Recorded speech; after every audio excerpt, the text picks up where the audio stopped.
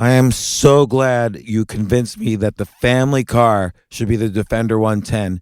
It is so beautiful inside, it's so comfortable, and it just feels indestructible. Yes, it really is. I've been waiting a long time for the new model to come out. The Defender 110, I'm telling you, it's my favorite car of all times. It's my third one. You know, I have stories of going off road. The guy managed the group. He was like, "What are you doing in this beautiful car?" I'm like, "I'm going off road." He's like, "Are you sure? Because you can use one of ours." And then they look like Mad Max cars. I'm like, no, we're going to do this. And he was shocked. Wow. Well, it's great because the Defender has been reimagined for 21st century adventure, and its unparalleled off-road ability as well as its robust interior are invaluable whether you're headed towards uncharted territory or just a weekend of exploration. The Defender 110 tackles challenging surroundings with absolute confidence. The SUV conveys strength outside and in, featuring peerless technology like an intuitive driver display and an award-winning infotainment system. That's my favorite part, to keep you connected no matter where the journey takes you. Adventure is unique to everyone, and so is the Defender. Choose from the two-door Defender 90, the four-door Defender 110, or the larger Defender 130 with the ability to seat up to 8 passengers. You'll find uncompromising performance in all three. So pack up and go even further with the Defender 110. Learn more at LandRoverUSA.com/Defender. Sometimes it takes a different approach to help you unlock your true potential. Capella University's game-changing FlexPath format helps you learn at your own pace and fit earning a degree into your life. From before you enroll to after you graduate, you'll be supported by people who are invested in your success so you can pursue your goals knowing that help is available if you need it. Imagine your future differently at capella.edu.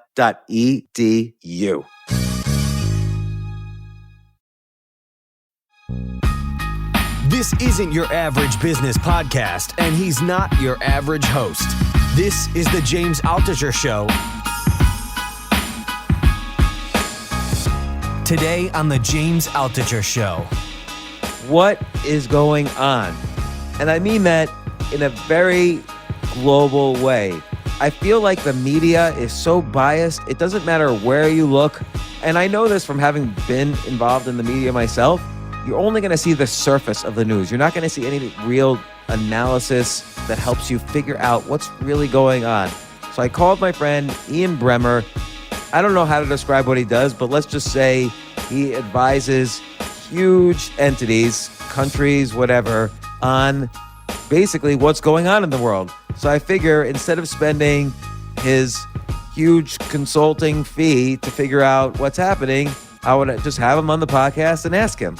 So here's Ian Bremmer, and we're going to talk about the election. We're going to talk about the pandemic. We're going to talk about China and Africa and what the possible worst case and maybe some best case scenarios are for the next 1 month, 3 months, 6 months, and a year. And he answers all my questions about what's going on in the world. And I'll bet some of those will be your questions as well. So enjoy. And here's Ian Bremmer.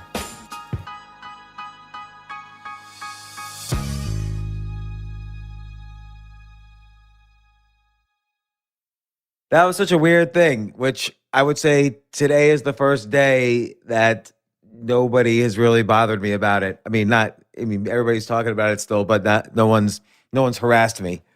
It's just because it was the best turn of phrase in the entire piece. That's why, I mean, it's also the most buzz LinkedIn has probably gotten in 5 years. So there's that too. I mean, Seinfeld was trending on Twitter. It's probably the first time he's ever trended on Twitter. Because he's never written an article before in his entire life. Like that was the first opinion piece he's ever written. Yeah. And it was all to trash me. So yeah, I know. I think it's cool. Yeah. I think it's really cool, actually. I'm sure you think it's cool. So. Well, I did, but then I had so much hate articles that kind of followed him. Everybody thought they were safe because he wrote something. And so it got frustrating for a little bit, but then I got over it. So yeah, and it's funny. I'll tell you something really funny. So I don't know if you remember, when I made up this when Trump was in Tokyo a couple years ago. I had this completely satirical quote saying that Trump said that Kim Jong-un is much smarter than Sleepy Joe Biden. right? And it was obviously meant to be satirical, but some people took it seriously, like some congressmen and shit. And then President Trump came after me, which I thought was hilarious until I had 2 days of everyone and their mother coming after me. And the reason I'm mentioning it right now is because literally today he came out publicly and said that Kim Jong-un is actually a lot smarter than sleepy Joe Biden. I'm like, what the fuck, man? That's so funny. You should retweet your original thing and just say you called it. My people would not be happy about that, so I'm going to choose not to do that. I don't know. I think you could claim prophecy now. You called it. I know. When people were going after you, did they like threaten you? Did they say? Oh, sure. I mean, there was like all sorts of random, violent, anonymous death threats. I don't care about that. It was more that I just, I run a firm, and so my people were disappointed that I was like causing something that could upset some of the clients. So I just felt bad that I let my people down. But it went away a week later, so it wasn't a big deal. Yeah, tell me about your firm. So it's G0 or Eurasia or there. So Eurasia Group is the firm I started back in '98. We've got a couple hundred people, and it's a political science company. So we do analysis on what's happening politically all over the world for companies and banks and whatnot. We've got about 1,000 clients. And then I set up a media company called G0 World 3 years ago. And that is, a television show and a podcast and a production studio and other stuff. That's great. And now we're starting an events company. And so it's all this stuff that's aligned around a core platform that tries to understand how the world works. So let's talk about how the world's working. So first off, the Eurasia business, how did it do during the pandemic? Probably people more anxious than ever to find out what's next. Oh yeah, I mean, from that perspective, I mean, it's obviously not fun to have all of your people, working from home. I mean, so you're dealing with, not only are they not, you're not getting any of the serendipitous connections from a bunch of creatives that need to work together that you normally would, and you're not creating, and you can't travel around the world. So how hard is it to kick the tires of what's going on in China or Nigeria right now, given that?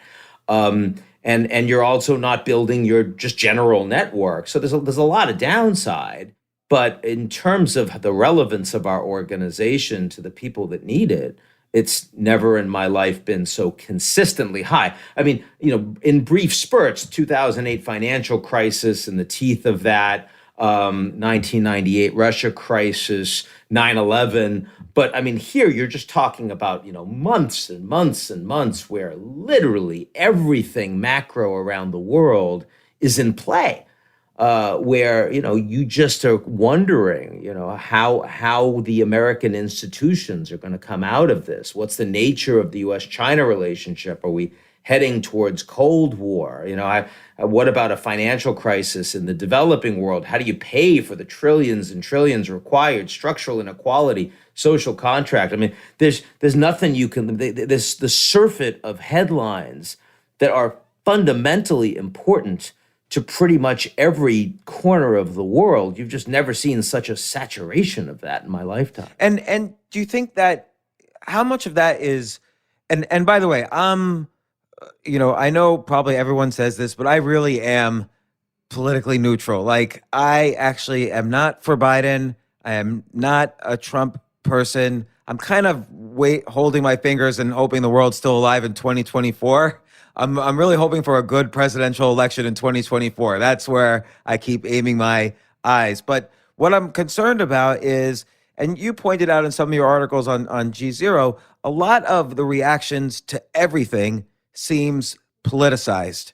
And by that, I think the biggest example, and again, doesn't matter what your political beliefs are or what your medical beliefs are, but the fact that if you believe in higher taxes, you also were against hydroxychloroquine. All 50 million people had that correlation. And if you were for lower taxes, you were for hydroxychloroquine, and all 50 million people believe the same two things. That doesn't make any sense statistically. So there must be politicization happening. So what I wonder is, how much of the anxiety in the world is politicized and how much is real? I think not only is a lot of anxiety politicized, but the actual results that we're seeing in your ability to respond effectively to coronavirus is in part seriously degraded by that very politicization. I mean, how many people are going to be willing to take a vaccine that works when we have it? If, number one, Trump is pushing that in a politicized way so that it can be announced before the election, that's going to turn off a lot of people that otherwise would believe in that vaccine. What about all the people on the other side that now believe that the numbers have been wildly exaggerated to undermine Trump? I mean, these things make it much harder to respond to coronavirus. You want to look at the places that have done a good job. It's not if they're left-wing or right-wing governments. It's not if they're even authoritarian or democratic. I mean, Vietnam did a really good job. So did Germany, right? It's more about whether the leaders took it seriously and didn't politicize it, whether they let the experts actually do the leading. And by the way, the experts can change their minds over time. There's a lot of stuff we didn't know about coronavirus 6 months ago that we now know, which make me much more optimistic about the future. But unfortunately, the politicization, the incredible polarization, both inside our countries, so you don't get a rally around the flag effect to believe more in your leader the way you did after 9/11. I mean, Bush's approval was 92%. 6 months after the pandemic, Trump's approval ratings are exactly what they were before the pandemic. That's not good, right? I mean, that implies that the country is a little broken in that regard, but it's not just inside our country, it's globally too. And the U.S.-China relationship has gotten a lot worse because of coronavirus at the very time that we really need to be working together to ensure efficient distribution of PPE, to ensure that vaccines are developed quickly and distributed as broadly and quickly as possible.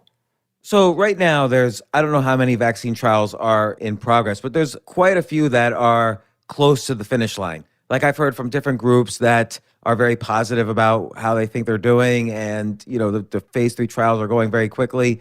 They're being ramped up by the FDA. What do you think when let's say there's a vaccine, let's even say early next year, do you think, given that not everyone's going to take it and given that it's not going to work for everyone, do you think it'll be enough to start righting the ship? Well, the bad news is that it's going to take a long time to produce enough of this vaccine, especially because all of the vaccines that are in phase 3 right now require at least one booster shot to be effective, which means you need twice as much production, which takes twice as much time, and the distribution is harder. So, I mean, you've got that, first of all. And then you have the fact that there are a lot of already anti-vaxxers, particularly in the US and France. And you have the politicization making it harder. But so that's the bad news. It's going to take time before you get to a place where we feel like we've really turned the curve on the vaccine. And when you talk about vaccines and flu viruses, they don't work 100% of the time. They work 50, 60% of the time, and they reduce the symptoms that you have, but they don't end the symptoms that you have. And a lot of people that are older and have comorbidities aren't necessarily going to suddenly change their behavior on the back of that. But I am much more optimistic already on the back of the fact that we have far better treatment than we did 6 months ago. We know high flow oxygen works really well and keeps a lot of people off of ventilators. You remember 4 months ago, we thought we were going to die because we didn't have enough ventilators. Now it turns out we don't need that many ventilators. And that's literally because our science has improved. We've got steroid treatments that are helping get people out of the hospital more quickly that we didn't have before. We also have cheap antigen tests, cost $10 a whack. You can get results very quickly in less than an hour and with pretty high confidence, which will allow people to get into a university or a school or a place of work or on a plane or in a conference and know that everyone that is inside that bubble will, for the purposes of that event, that time, will be safe. I think that there's a proliferation of all sorts of things like that already make me feel very differently about the next 12 months than I did back in February. So what about though? What's going on with the relationship between the pandemic and the economy? Obviously, without the pandemic, without COVID, if you just say, "Hey, shut down the world economy for 6 months," everyone would say, "What are you talking about?" That would be economic suicide and collapse. There would be a massive depression. There would be tens of millions around the world, maybe even more, would lose their jobs and livelihoods and homes. And yet, we've done it because there was a pandemic. We done it. We did this shutdown with good intentions. Where are we now? When is it? When do you feel it's too much? If you were a world leader of a country in a lockdown, when would you say, okay, now enough's enough, I'm opening the economy? Well, it depends on the country. I mean, in Sweden, it was a lot easier for them to have much fewer restrictions on the economy because a lot of people already work from home. They have an enormous number of people that live by themselves. So on those two attributes, they were better insulated from a disease like coronavirus than any other advanced industrial economy. They also are in much better health than we are in the United States. Far fewer existing comorbidities, not a lot of morbidly obese Swedes. So you could keep the economy open in Sweden and have a lot fewer people die or even be hospitalized than you could take the same steps in the United States or in Mexico, for example. So if I'm leading Sweden, that better impact my decision. I mean, if I look at sub-Saharan Africa or India, leaders in those countries, with the exception of South Africa to a degree, are basically saying we're going to live with the virus. We don't have the money to pay people to stay at home, right? They're just too poor to do that. And further, we can't really socially distance people because they live in conditions that don't allow that. Their jobs aren't really allowed to be, they're not knowledge economy jobs for the vast majority of the population. And also, critically, the populations are very young. So the number of people that are going to get hospitalized and die vastly lower than in the United States or in Europe. That's the right decision for them. Right. In part, it's because human life literally is cheaper in those countries. And we wish that were not the case, but it is. And their leaders need to act knowing that reality. But, in the United States, the lockdowns that we took 6 months ago, in part, were because we were concerned that our hospitals were going to get overwhelmed like they were in Northern Italy. Remember, in Northern Italy at the beginning, they told everyone with a symptom, go to the hospital, get checked out, because they had really robust hospitals in Lombardy and Milan, that sort of thing. And within a month, you had all of these people in the hospital, frontline medical workers that were getting sick and dying. And as a consequence, they had to triage their patients, and mortality rates went through the roof. Now, we didn't want that to happen in the United States. So we really needed to lock everyone down, especially in areas where there was significant spread, and we didn't have our testing up to snuff in the first few months. That was our biggest mistake, in my view. Trump's biggest mistake was not taking testing seriously early. And our early test kits didn't work. And we didn't get test kits that did work from Germany, for example, which we could have done. That was his big mistake. But we needed to lock down, not to end coronavirus, but to give us enough time to stockpile PPE, to build resilience in hospitals so that as the caseload did go up, we wouldn't have a whole bunch of people die.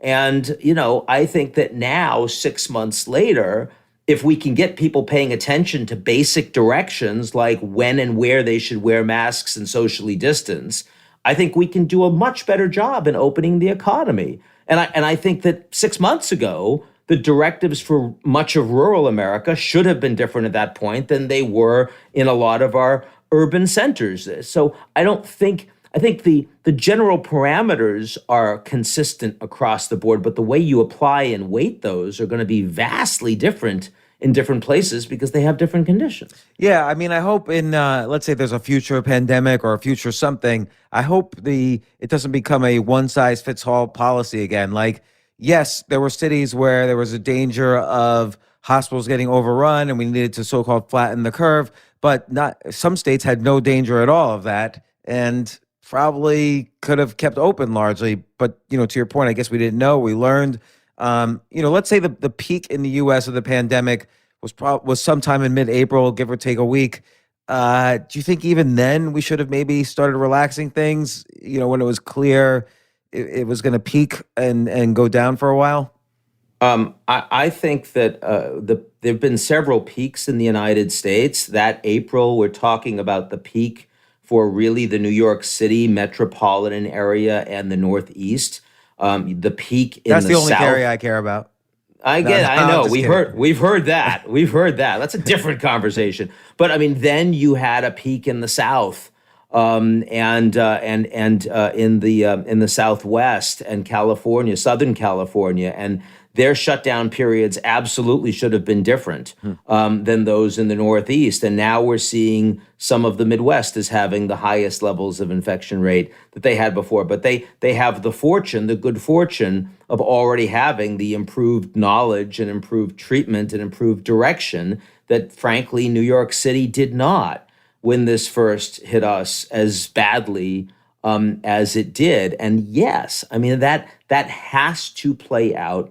And so I'm someone who firmly believes that we need to be listening to the scientists. Like, if you want to understand what to do about coronavirus, you have to have epidemiologists that know their stuff in every meeting.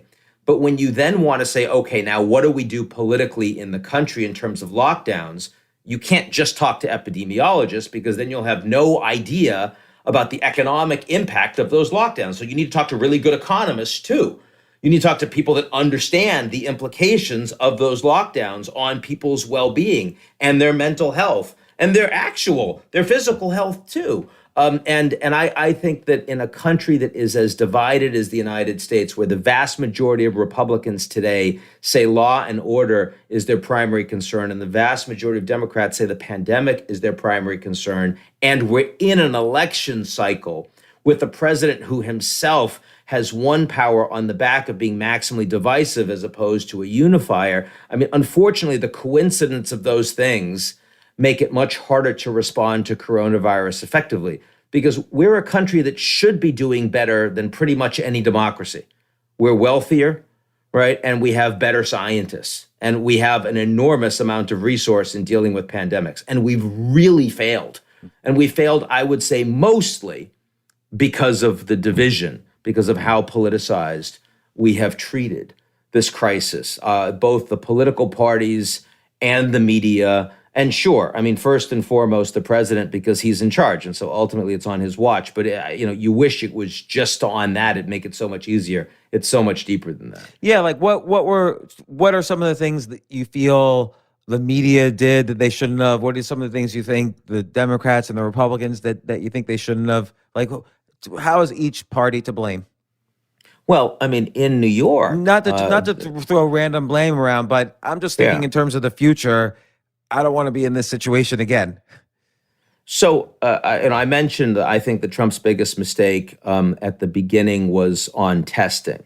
If the Chinese original sin was the cover up for 4 weeks, which allowed 500,000 Chinese from Wuhan to travel all over the world and spread the virus, and that's why this happened. The American original sin was we knew this was going on for weeks. I mean, from mid-January, and we basically were asleep for 2 months. Even when it was hitting Europe, we had 2 weeks, and we just didn't get our arms around the testing, though we did shut down travel from China, which, by the way, the South Koreans and Japanese concerned about antagonizing the Chinese did not do that, and that hurt them, right? In a way that for the United States, we actually handled that travel better. And that was Trump's decision, by the way. I think that there were big mistakes early on that the governors here in New York, certainly in terms of wanting to not have the hospitals get overwhelmed.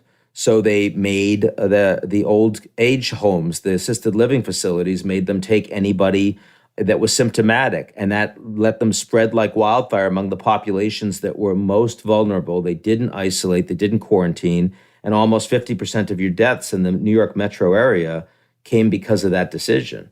That's a real mistake. And then you had a number of Republican governors in the early days, not all, not Ohio, for example, DeWine did a good job, but certainly Georgia, Kemp, certainly DeSantis in Florida, who were themselves saying this is not a big deal and we can stay open. And they weren't taking it seriously enough in the early days. They weren't also getting testing ramped up, and they weren't getting people. I mean, it's not just about shutting down your economy. It's more about shutting the places where you're going to get the massive amounts of spread. And they weren't doing that. They weren't doing that with the bars and nightclubs and the indoor restaurants. And it would have been so easy to do in places where the weather at that point was quite temperate, easy to be outside, and they didn't.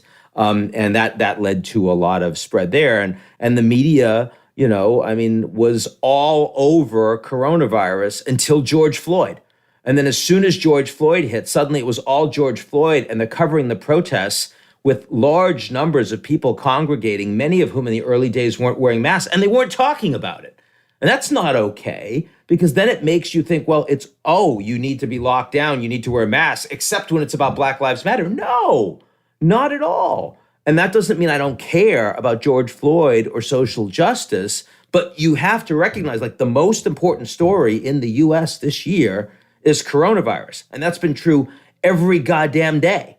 It's true now, and it was true the day that George Floyd was murdered, and it was true in March and April. And the media has not treated it that way. They've politicized this on both sides. And so I feel this is almost systemically, to use the word, almost systemically a problem now in the media. Like, you look at this entire year, it's been every day, the media makes it seem as if there's only one issue this year, but that issue changes every day. So January 1st, it was Australian wildfires. Like, an entire continent was on fire.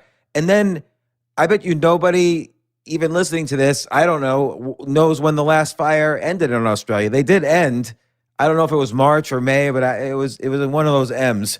But and then January 2nd, we had Soleimani and World War III. And then nobody really knows what happened with that. And then there was impeachment and whatever. And then COVID, George Floyd. Now we got climate change in the news. And there's nothing else in the news. Like these peace agreements, whether it's in, the old Yugoslavia or Israel, in the Middle East. Those aren't in the news, for instance. Yeah, the media's gone full Spinal Tap, right? Everything goes to 11 all the time. And you can sense the palpable disappointment when you've got a huge crisis and it's starting to peter out and they're just trying to milk it for more. It's like, oh, come on. You can't tell me that hurricane is really not going to be. It's like it's not going to hit full bore. And I get it. That's the business model. And of course, it's even worse on social media than it is on cable news. But it's a serious problem. I mean, just recently, we have the Abraham Accord signed in the White House, and it's the first deal between Israeli and Arab governments in 25 years in the White House. And that's a pretty big deal between America's top allies in the region. And I wrote about it, and I gave plaudits to the president for facilitating it. And you can just imagine how those people that follow me, who like what I have to say, but only when it checks their boxes, think I'm somehow being anti-patriotic in daring to say that Trump has had a success in something. And that's insane. I mean, I happen, unlike you, I do think that Trump is the most incapable, least fit president in my lifetime. And I will not support him come November. And it's not because I love Biden. I just honestly, that is my analytic view. I'm not a member of a political party. But that doesn't stop me from objectively supporting what he's doing when it's good for the country or it's good for the world. And those things happen all the time in the same way that, people have different views on tax and on social issues, and just as you brought up earlier. So I think we have a real problem that we're no longer willing to see people in a nuanced and rich way. And coronavirus makes it so much worse because we're not seeing people in person anymore. We're seeing people mostly through our devices. through technology. And when that experience happens, when you're not just bowling alone, as Robert Putnam used to say, but you're doing everything alone, then suddenly everyone becomes an archetype of the thing that's most important to you. And that's a disaster for our country. It's a disaster for civil society. Yeah, because look at, obviously George Floyd, Black Lives Matter, this is an important issue, and getting to the roots of it has always been important. But now these protests, which led to, there is, despite what a lot of people say, there is some disconnect between the peaceful protests and the rioting. There's a lot of evidence that there's multiple groups involved here. But it's not just in the U.S. There's protests right now in pretty much every country in the world, it seems. Like there's protests all over. What's going on worldwide? Is this just because we've all been locked down for a few months, or are things kind of breaking down everywhere? Well, I mean, Lebanon, you have massive economic collapse, currency falling through the floor, huge corruption, and then you have an explosion that levels a decent piece of Beirut. If I were Lebanese, I'd be pretty pissed off at that point. Belarus, you've had decades of kleptocratic dictatorship and one of the worst leaders to mishandle coronavirus, saying that it's fake, it's a hoax. You can cure it by going to the sauna and drinking vodka. And then he steals the election, says he has 80%. The Belarusians are like, that's it, enough. We're out on the streets. So, I mean, there is an actual specific Germany, to each of these places. As an example also, though. Where? Germany, those protests. Those were small protests in the grand scheme of things. I mean, they were mishandled and they almost got into the Reichstag. But frankly, I mean, one of the most interesting things about coronavirus is Angela Merkel her approval rates are almost 80% right now. She's actually rebuilt her legacy. Before coronavirus, she couldn't ensure that her own preferred successor would be able to run her party, the former defense minister, Angela Kramp-Karrenbauer, because you remember when she said, we'll let all these Syrian refugees in, that was enormously unpopular. She's done a singularly good job in Europe in responding to coronavirus, not just for Germany, but also economically for all of Europe, in driving real redistribution and a real European budget that no one else could have done, and getting unanimous support from all 27 European Union countries, because one veto and you're dead there. So that's actually, Germany feels pretty good. Japan, you don't see big demonstrations in Japan. It's one of the world's largest economy, third largest economy in the world. And they're having a transition right now with Prime Minister Abe stepping down for health reasons and a new prime minister that he basically has picked, Mr. Suga, the former chief cabinet secretary, won with 70% of the vote in his party. And it's a very peaceful, stable transition. So I would take issue with the idea that everything's on fire, except, that if you watch the media, it looks like everything is on fire. I mean, it looks like all of Portland is a hellscape, but most of Portland is actually fine. And of course, people were saying the same thing, as you know, about our own New York City.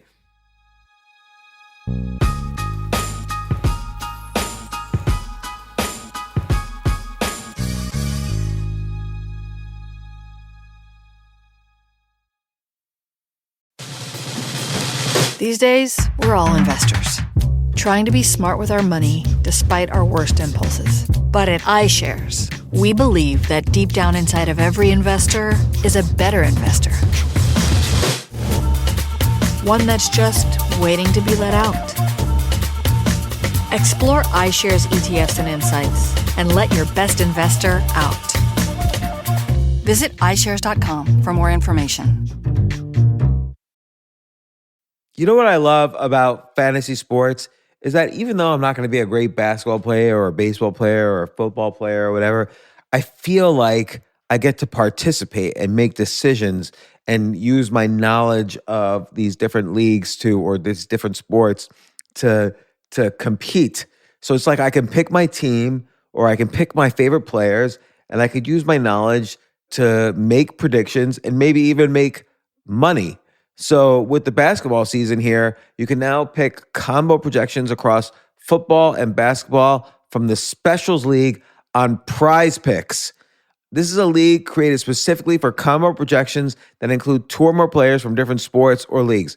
Want to play alongside some of PrizePicks' favorite players like rapper Meek Mill and comedian Andrew Schultz, who's also been a guest on this podcast, and I've been a guest on his? You can now find community plays under the promos tab of the app to view entries for some of the biggest names in the PrizePicks community each week. Look, PrizePicks even offers a reboot policy so that your entries stay in play even if one of your players gets injured. For football and basketball games, if you have a player who exits the game in the first half and does not return in the second, that player is rebooted. PrizePicks is the only daily fantasy sports platform with an injury insurance policy. What? So I love playing it. I love anywhere where I can use analytical ability with my interests to demonstrate some skill and maybe make some money. And I like the game-like aspect. I do wish they had chess as a category on prizepicks.com, but I'll settle for what they've got. Maybe I should make my own fantasy chess league. But in any case, I love PrizePicks. Go to prizepicks.com/James. Use code James for a first deposit match up to $100. That's the easiest $100 you're ever going to make. So that's prizepicks.com/James and use code James. Daily fantasy sports made easy.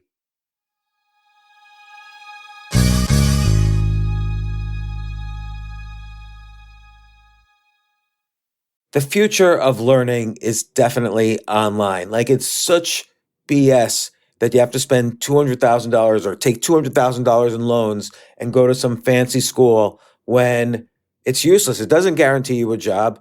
Most employers, including me, do not care about degrees or grades or anything like that. We want to care that you love what you're doing, that you know what you're doing, in some cases that you have experience or that you're willing to learn. But people in general love learning and are curious. Like, the key to success is curiosity. And I think masterclass.com is the perfect model for online learning. I'm really happy they're sponsoring this episode. If you're going to give a gift, give the gift of learning. Masterclass makes a meaningful gift this season for you and anyone on your list, because both of you can learn from the best to become your best, from leadership to effective communication to cooking. Let me tell you some of the classes I've taken. I've taken comedy from Steve Martin. I mean, can you believe I can take a class from Steve Martin on comedy, or Judd Apatow, my favorite comedy director? I could take an actual class from him on writing. Wolfgang Puck on cooking. Dan Brown on writing, or Judy Bloom, who's been on this podcast, on writing. By the way, Wolfgang Puck also has been on this podcast. It's such a pleasure. I try to take classes all the time from masterclass.com. And whether you're watching Masterclass on TV or listening in audio mode in the app or on their site, the quality speaks for itself. It's like these Masterclass instructors are your own personal mentors that are going to help you reach the next level. How much would it cost to take one-on-one classes on comedy from Steve Martin or on chess from Gary Kasparov? You just wouldn't be able to do it. But it would cost hundreds of thousands of dollars. With a Masterclass annual membership, it's $10 a month. Memberships start at $120 a year for unlimited access to one-on-one classes with all 180 plus Masterclass instructors. So it's not just $120 for one instructor. You get all 180 plus Masterclass instructors. Boost your confidence and find practical takeaways you can apply to your life and at work. And if you own a business or are a team leader, use Masterclass to empower and create future-ready employees and leaders. That's the real education in today's world.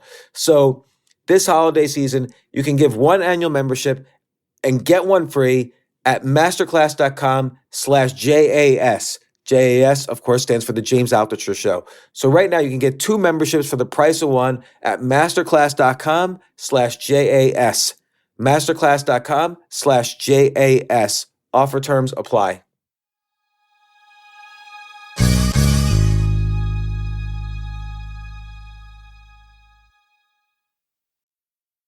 New York City, by the way, I wasn't complaining about recent crime events, and obviously New York City crime is up, but more just the fact that structurally the tax revenues are going to go way down next year and deficits are going to spike up, and I don't know how they solve that. Like, it seems like a difficult problem to solve.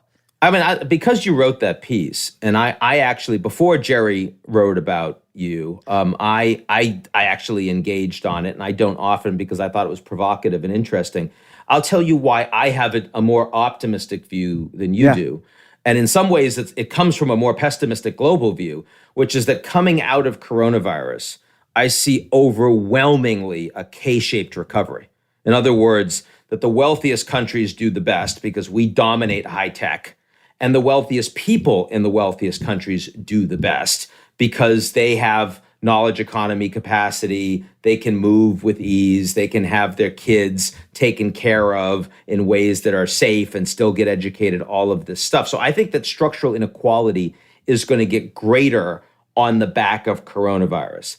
And I think that once it becomes safe to interact easily with each other once again, those wealthy people will want to go back to their intellectual and social playgrounds where they can find the people that are best for their cohort. And for the same reason that I think Harvard is going to do very well, because if you can get your kid into Harvard, that kid is set up forever. I also think you're going to want, as a young adult, as an older person, to have the access to the best restaurants, the best minds, the best everything that you find in truly global cities. And by the way, there aren't many truly global cities left. With Brexit, London is becoming considerably less attractive as a global city. With China and the new security law, Hong Kong is becoming considerably less attractive as a global city.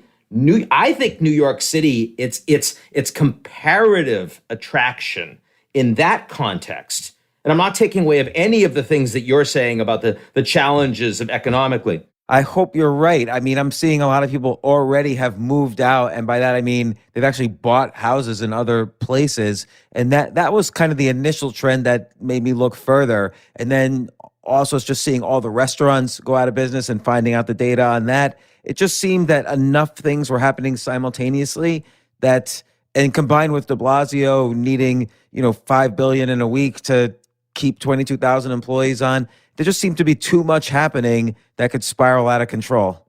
Yeah, except that New York is so expensive and so large. And if prices come down, I think a lot of people that had been priced out of it will want to be in. And you're right that a lot of restaurants have closed, but the U.S. is really good at bankruptcy and also restarting new companies. We're the best in the world at restarting new companies. And I suspect those entrepreneurs are going to come right back as soon as they have the opportunity. And there'll be a lot of money on the sidelines that'll want to that will want to bankroll great chefs with great ideas, just as there have historically. I mean, the numbers right now are horrible. I completely agree. And it breaks my heart to see so many of my favorite neighborhood places go out of business, Yeah. But the people that are really suffering, of course, are not the people that own the businesses. The people that are really suffering are the ones that don't have jobs and are about to see the money that they were getting from unemployment go away. And that's where this election is really hurting. You really want to talk about the problems. I mean, Pelosi and Mnuchin, not being able to deal. Pelosi hasn't spoken with Trump. Trump hasn't spoken with Pelosi in a year. And Trump refuses to force the Republicans to spend money to come to cooperation. And Pelosi refuses to give them a smaller number to make it seem like a win. And so it's all playing politics for November. And who gets hurt? Who's in the crossfire? These poor bastards that always get hurt. And they're the reason why so many people are just sick of the kleptocracy and the rigged U.S. system that goes against them. Right. And I agree. This is sort of on both sides. It feels like if any one side were to be reasonable, they could get a stimulus package and people desperately need it.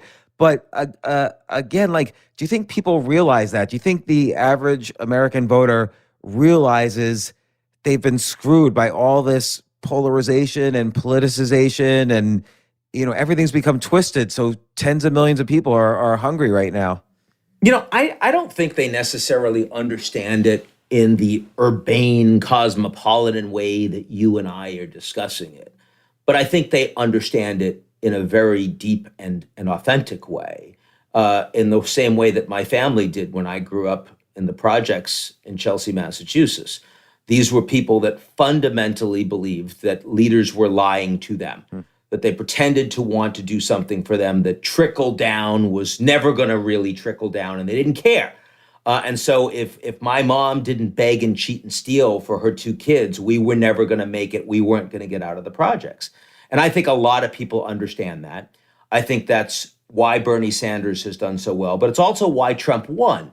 And you can say, well, Trump is a liar and he doesn't do anything and he supports the swamp. But Trump also drives the establishment crazy. He makes the media so angry. He makes the Democrats so angry. He makes Mitt Romney so angry. And I think that if you're one of these people that has just been screwed for decades, even the fact that Trump isn't necessarily helping you, but he's a Confederate because he's the enemy of your enemy. And that's fraternal. That's your brother, right? And when things get really bad, you take up a fight like that. So yeah, I think they do understand that at some fundamental and deep level, that the representative democracy, the American dream that we want to believe in, and that, frankly, our grandfathers and even our grandmothers did believe in, doesn't exist the way it used to, and doesn't exist the way we pretend that it does right now. Why do you think that is? Do you think there's this too much focus on breaking down what the American identity is rather than being inclusive? The kind of rise of let's say intersectionalism with activism, has, basically created every single group and subgroup and subgroup, has made them into activists, all fighting each other and fighting, the government.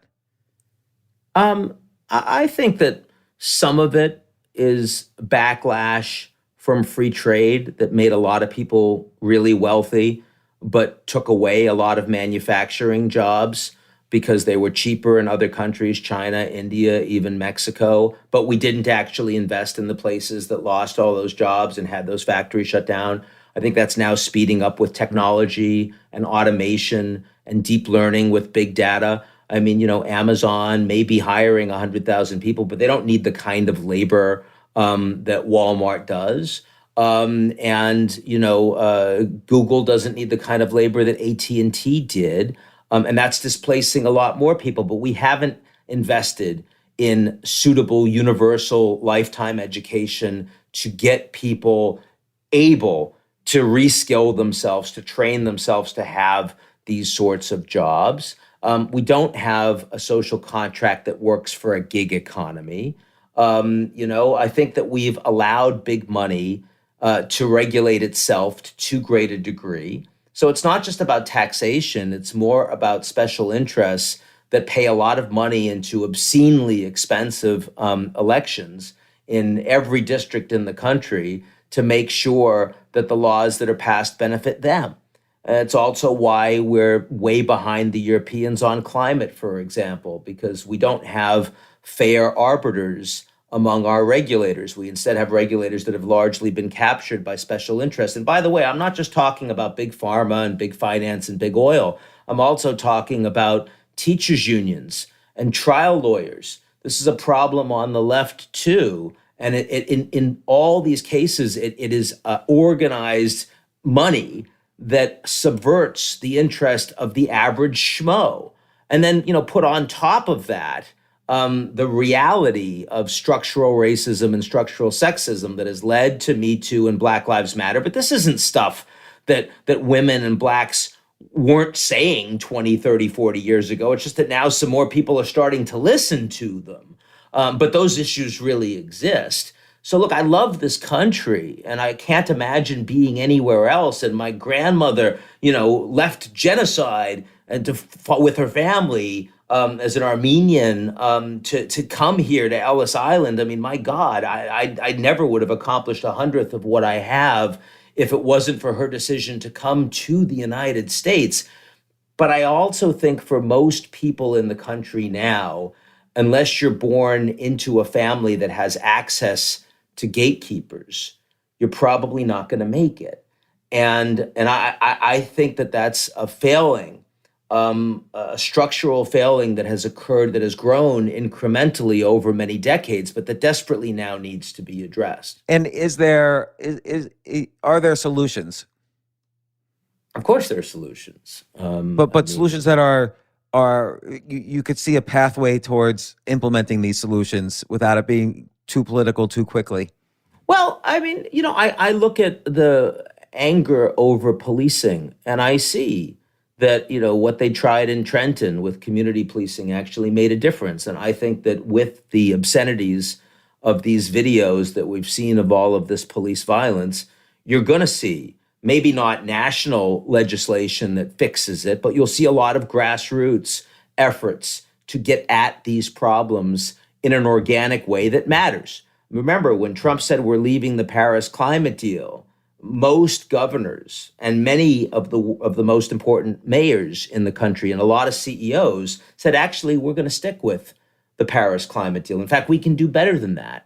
And I think that, you're not going to see universal basic income across the country, but you are going to see more experiments for different companies providing universal education for people that work in those companies and for their families, because they know that they have to, or it's not going to be sustainable in the communities that they operate. So I do think that step by step, these aren't sexy, big, this isn't like the New Deal under FDR, but it actually does move the needle. The problem is that with the pandemic, I think it's going to get worse before it gets better, because the pandemic is a really big hit to the part of the country that can least afford it.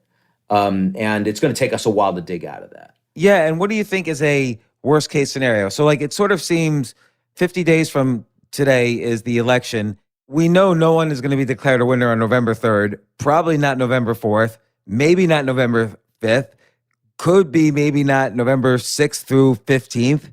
Not that I'm being negative, but again, for the first election that I can remember, there's a path to really ridiculous worst case scenarios. That's a greater than 1% chance.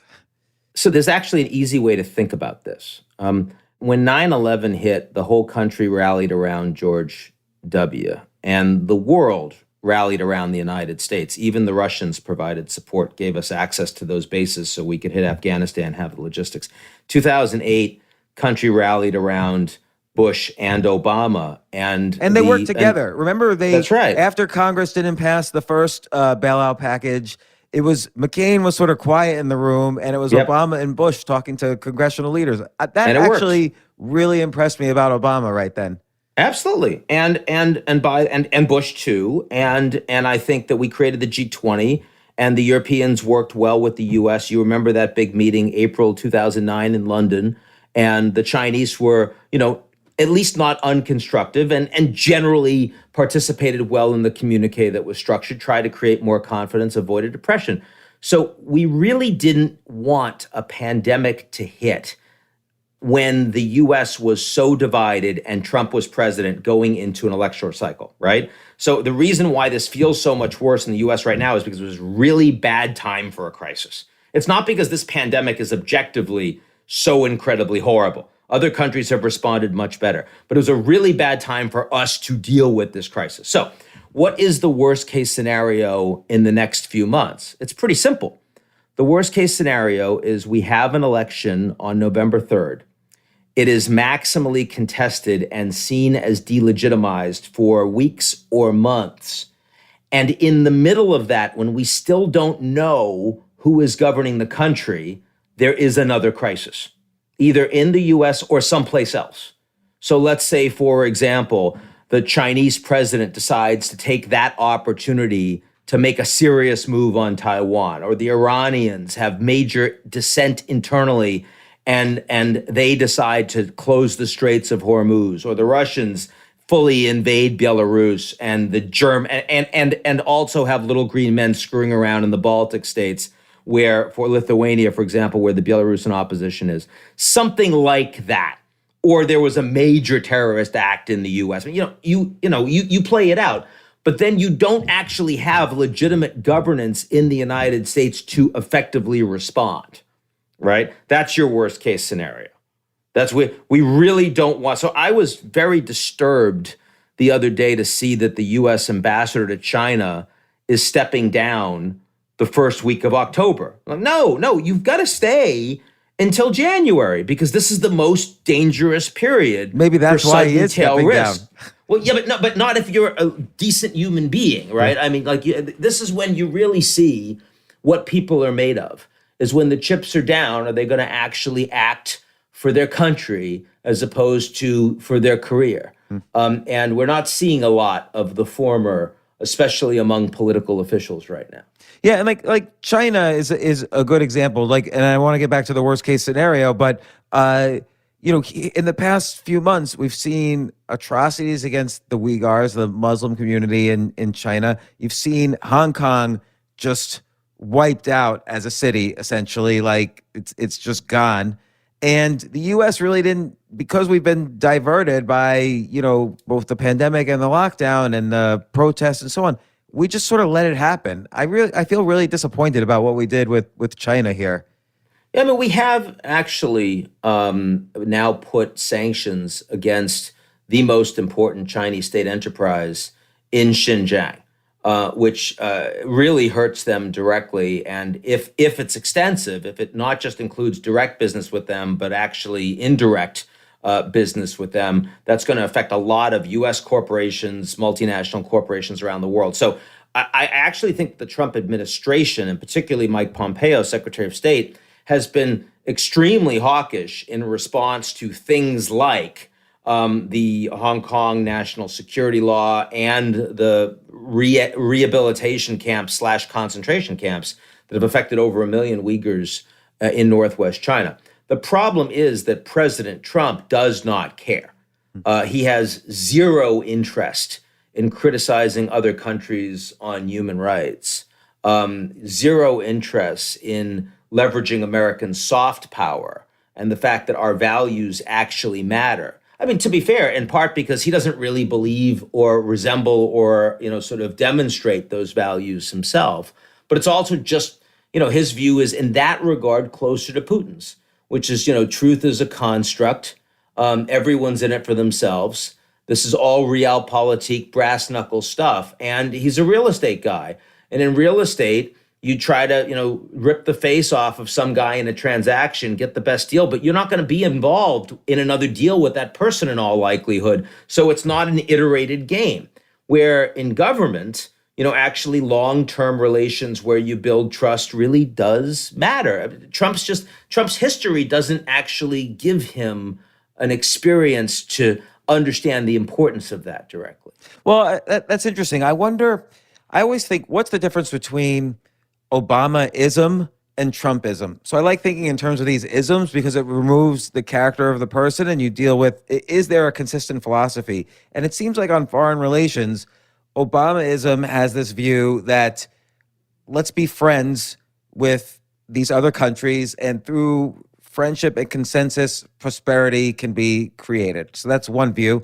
And then Trumpism is sort of like all these countries, let's just assume by default that they're all screwing us in some way. We're going to pull back. We're not going to have anything. We're going to be isolationist and pull back in every possible way to regroup the economy, regroup our expenses, and then figure out how to move forward. Would you say that's a fair one-sentence description of each ism in terms of foreign relations? For Obamaism, yes. I think that he is an institutionalist. He believes in multilateralism. He doesn't want to use American power very strongly. And he really is a coalition builder, right? And thinks that, incrementalism is the way that you get things done internationally. Trump is not an isolationist. That's where I disagree with you. I think Trump is a unilateralist, but he's not an isolationist. Number of troops of the U.S. in the Middle East right now, total number of troops, same as it was under Obama. Drone strikes under Trump, actually more drone strikes under Trump in the Middle East than there were under Obama. We got a new trade deal done. We improved NAFTA under Trump. We improved it with the Mexicans and the Canadians. That is not isolationism. This new deal in diplomatic normalization between the Israelis, the UAE, and Bahrain, with more countries that will also sign up, that is not isolationism. But Trump does not care about diplomacy per se, and he certainly thinks that America is constrained by multilateralism and long-term treaties. He sees the United States as the most powerful country in the world, and thinks that what we want is to sit down individually with other countries that are weaker and use our power to improve the deal. And I can show you many cases where he's done that. So, for example, in Mexico, the funny thing, he says, well, they're going to build the wall and they're going to pay for it. The funny thing is they actually have done that. Just it's a different wall. It's not the wall on the southern border with Mexico. It's the southern border of Mexico, stopping all of the illegal immigrants coming in, because he warned the Mexicans, you may remember this, if you don't deal with your southern security, I am going to tariff you so high your head's going to spin. And the Mexican president, who is no friend of Trump, right? I mean, solidly left wing, had before he became president, had only traveled to, I think, Cuba and Venezuela before, suddenly says, yes, sir, Mr. President, because he knows it's going to hurt his country, because the U.S. is a lot more wealthy. And within 3 months, the number of illegal immigrants coming through Mexico to the U.S. goes down 50%. And we don't put tariffs on. So that is a direct success because of Trump. But Trump's relations with people like Chancellor Merkel in Germany and President Macron in France have been so badly damaged, South Korean President Moon, because he just has no sense of interest in long-term commitments and obligations and tariffs and treaties and promises that have been made. Instead, it's all about my way or the highway. You give me more because I'm more powerful. And, you know, a lot of these countries are led by narcissistic, powerful men. Not as powerful and narcissistic as Trump, but they also expect to have their ego stroked a little, to have their asses kissed a little. And they get their noses out of joint when Trump comes in and treats them like a peon. And they decide that they're not going to play ball. They're not going to be as nice to the Americans as they might otherwise. I mean, you know, at the end of the day, you do get things from being a decent human being. People are more, you're not just a patsy. People will actually go out of their way more for you. It's not just a Hobbesian world out there. And, you know, I think the fact, I mean, I know you say you want to use Trumpism, but I kind of wish Trump had been raised better. You know, I kind of wish that he had some of the decency personally that would allow him the soft skills that someone who is as powerful as the American president really benefits when you show those off. You know, we have this rule as well. I mean, I've always viewed you never hit down. You can hit up. You never hit down. People that are less fortunate than you. Trump hits down all the time. And it doesn't redound to our advantage. When you're in a position that you are as wealthy, as powerful as the United States, it really redounds to our benefit long term to be more decent than we need to be. Right. So you mentioned the success of you know, both NAFTA and the stuff on the border with the southern border of Mexico. What's the failure of being a unilateralist? Like, where I understand the relationships have cost us, but where has it actually pragmatically cost us?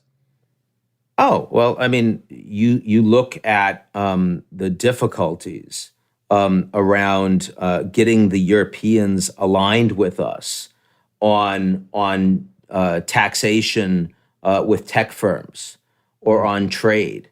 Those are much bigger fights than they need to be. You look at support for aligning on 5G. You look at the Italians deciding to join the Belt and Road from China.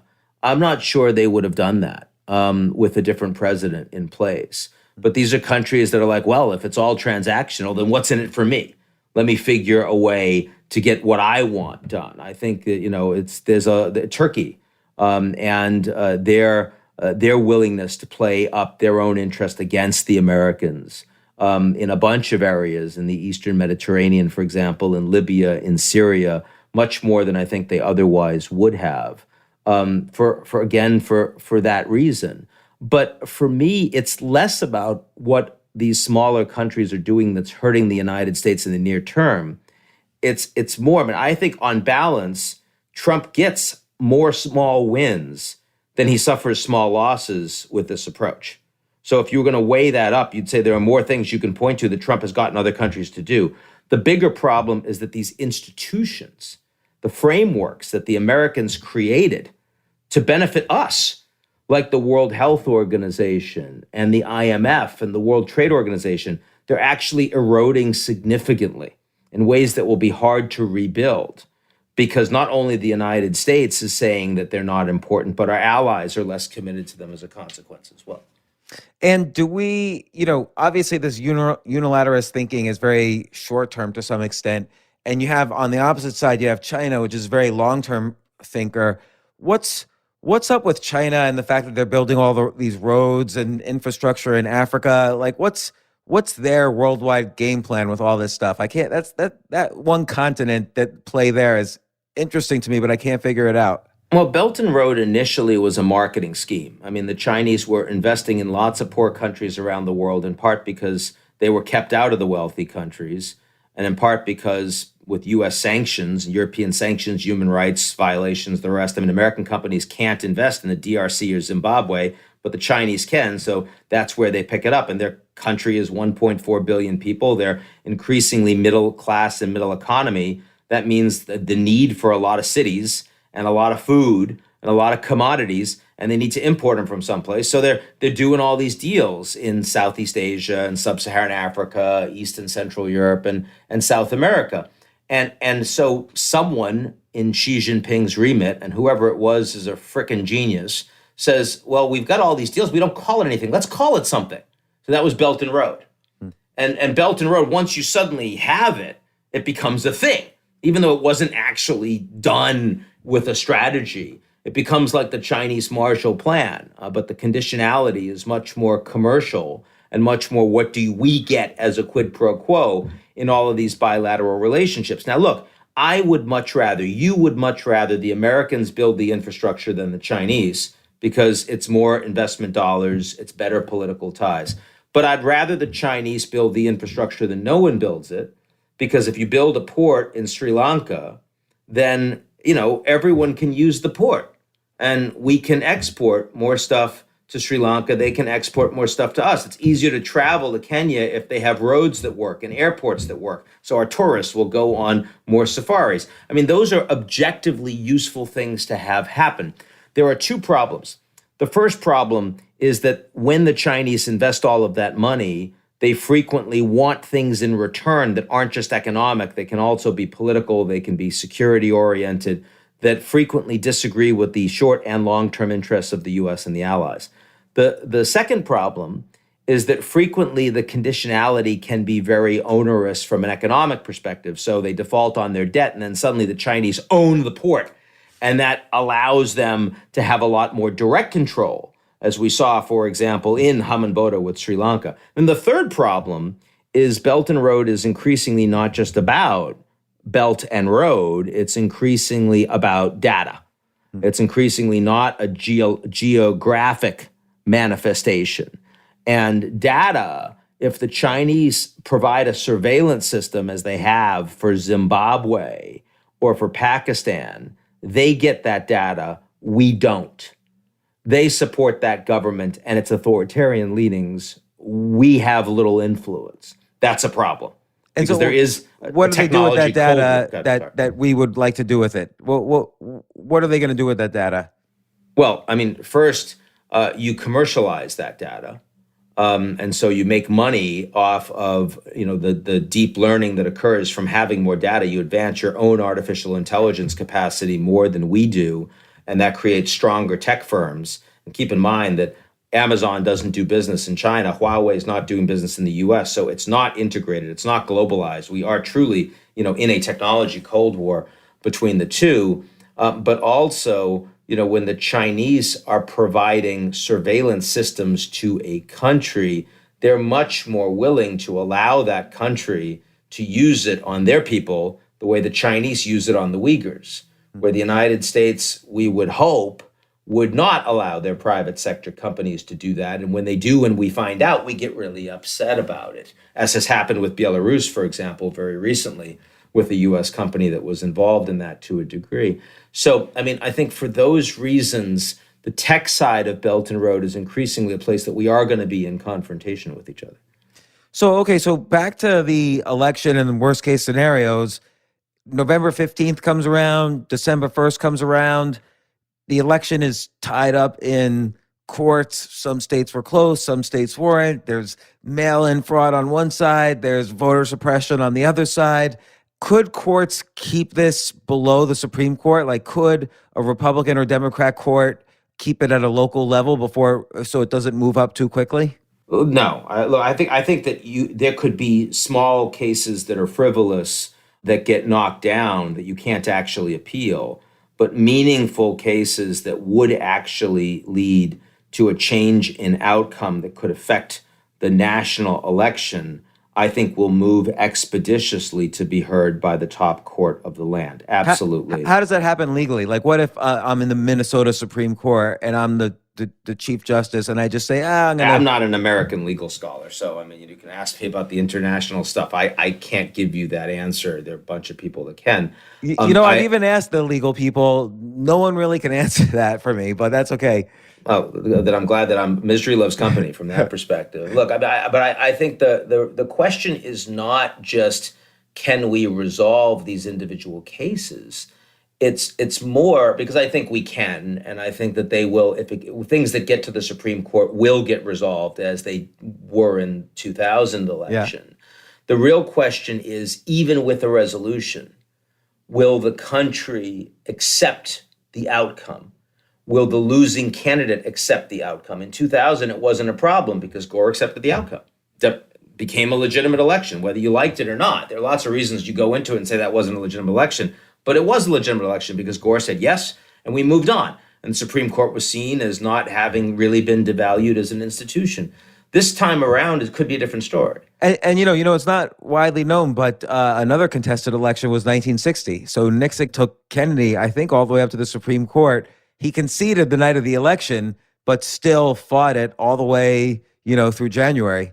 So there is some history of this, and it's gotten like worse and worse each time. 1876 is the one I worry about, right? Yeah, and so 1876, Samuel Tilden, Rutherford B. Hayes, and then decided in a paid off a bribery house situation, and so that could happen at the electoral level, right? You don't have to have. It's not necessarily the law to that the electors have to vote where the people voted them. I think people have been trying to make that law, but it hasn't happened. It's been untested in the courts, yeah. And so, I mean, it's conceivable that in states and swing states where you have a governor that is of one party and the legislature of the other, that they could actually return to Congress two different outcomes, one of which might be accepted by the Senate, one of which might be accepted by the House, and then you would be in 1876 territory because there would be no legal way. I mean, the Supreme Court can't vote on that because it's about internal congressional voting. It's not a separation of powers. So Congress would have to find a way to work it out. But again, my concern is not primarily about that. My concern is whether or not the losers of the election are going to be prepared and capable of accepting the outcome of something that will be much messier than 2000. And let's say they're not, because it seems like they won't be. I mean, both sides have basically counseled their candidates to not concede ever.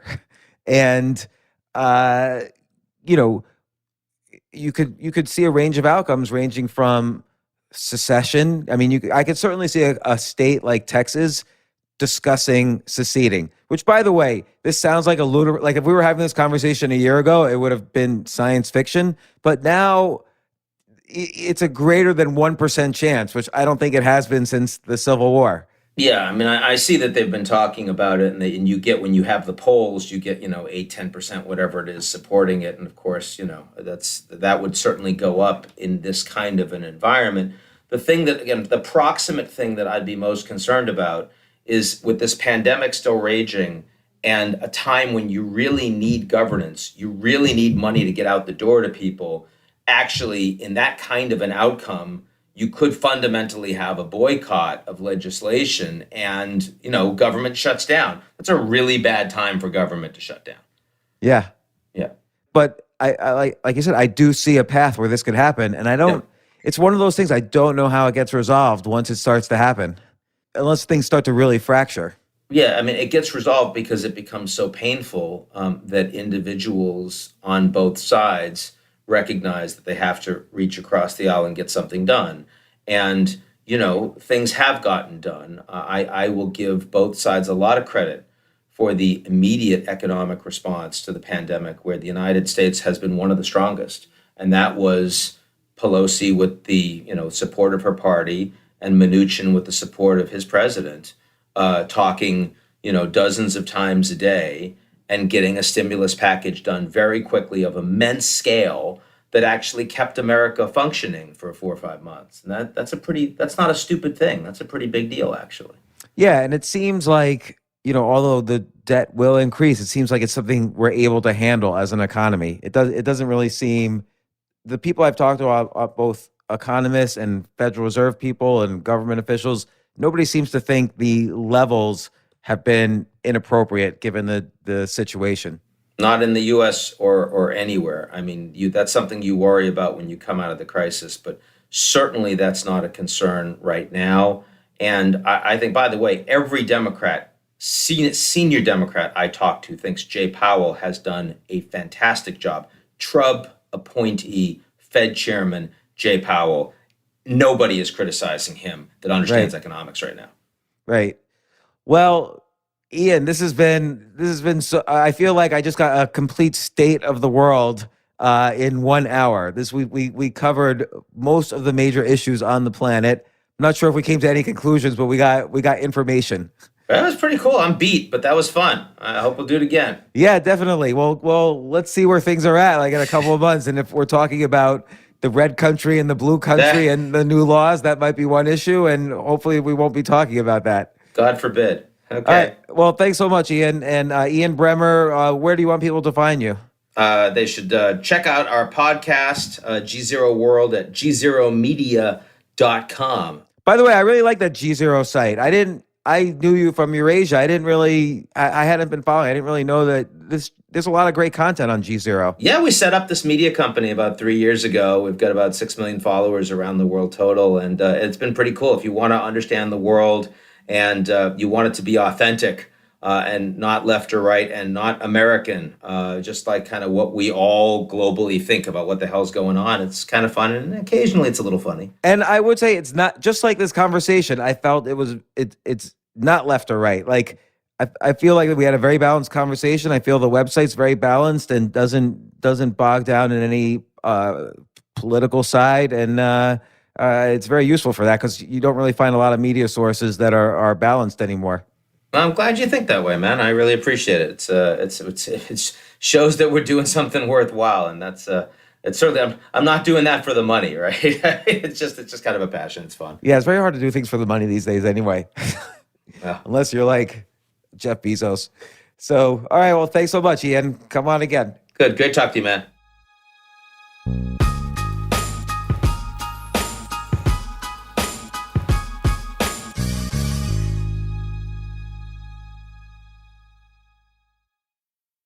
Are you ready to take control of your future and be your own boss? At Neighborly, we'll help you go into business for yourself, but not by yourself. As a Neighborly franchise owner, you'll join a community with thousands of passionate and experienced entrepreneurs. With 19 franchise brands providing a variety of home service needs, you'll benefit from decades of established systems and support. Learn more about Neighborly franchising by downloading your free guide at go.nbly.com/podcast.